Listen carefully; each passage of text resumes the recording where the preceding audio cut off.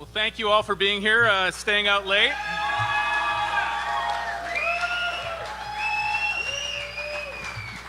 Well, with a margin of 13,000 and growing, and with only red counties left to count, we're very confident that we have this victory tonight.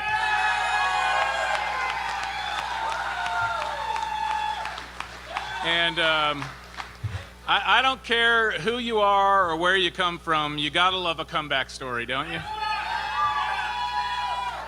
Especially when we were outspent at every stage of the game, and when some large establishment groups lined up against us, we still pulled through with the help of Republican voters across the state. I owe a huge debt of gratitude to many people, but first and foremost, I want to thank the Lord for carrying us to victory tonight.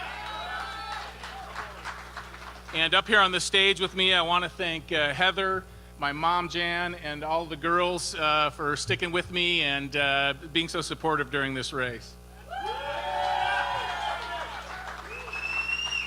And I want to especially also thank our small crack campaign team, campaign manager J.R. Clays, and our communication director Denidre Herbert.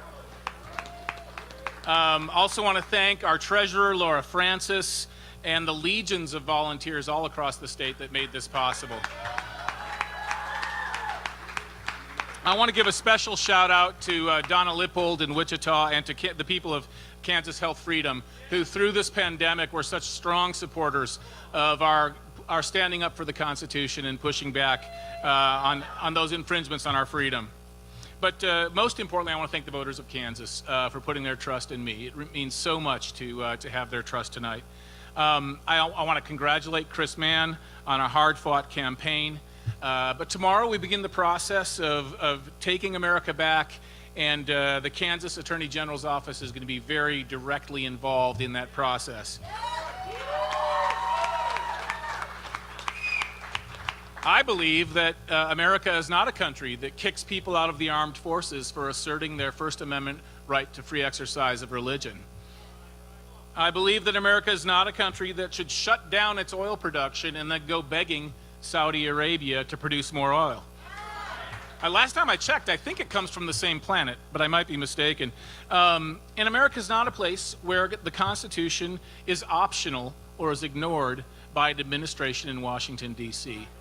And on every one of those areas, the Attorney General's office, not just of Kansas, but of all of the states standing up for the Constitution, the Attorney General's office is essential in holding the line, in defending our Constitution and defending the rule of law in this country. And that's what we intend to do. So if Joe Biden continues to violate the law, Kansas will lead the charge in taking him to court.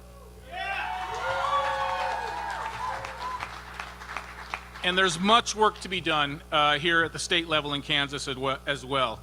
First off, we must address the fentanyl crisis, indeed the fentanyl plague that is killing so many Kansans, and we will take significant dramatic steps in that regard. Secondly, we must protect girls' sports. It's that simple. And I believe we must change the way we have of selecting justices and have a much more accountable message where the people are heard and there is representation. Now, I know that my victory is not about me.